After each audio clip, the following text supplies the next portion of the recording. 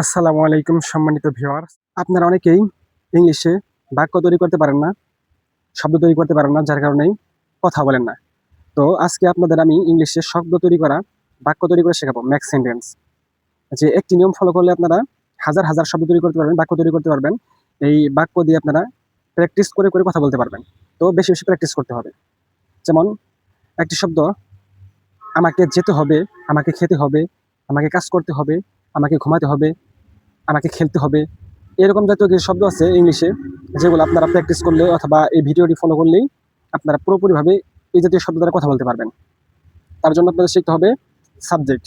তো সাবজেক্ট কি আমরা সকলেই জানি, I, we, you, he, she, it, they, এগুলো হচ্ছে সাবজেক্ট।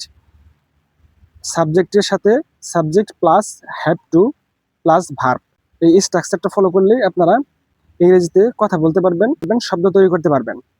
যেমন আমাকে যেতে হবে, আমাকে যেতে হবে এর ইংলিশ হচ্ছে যে I have to go. I have to go, I subject, have to স্ট্রাকচারের নিয়ম, গো হচ্ছে ভার্ব। আমাকে খেতে হবে, আই হ্যাভ টু ইট। আমাকে কাজ করতে হবে, আই হ্যাভ টু ওয়ার্ক। আমাকে ইংরেজি শিখতে হবে, I have to learn English. আমাকে ঘুমাতে হবে, আই হ্যাভ টু স্লিপ। তো এইভাবে যদি আপনারা subject plus have to plus verb দ্বারা আপনারা শব্দ তৈরি করতে চান, শিখতে চান, তাহলে বারবার আপনাদেরকে প্র্যাকটিস করতে হবে।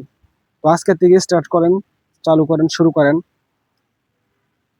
যে এই জাতীয় কথাগুলা, যে আমাকে করতে হবে, আমাকে খেতে হবে, আমাকে যেতে হবে, এই কথাগুলো আপনারা এইভাবে ইংলিশে করার চেষ্টা করেন, বারবার প্র্যাকটিস করেন।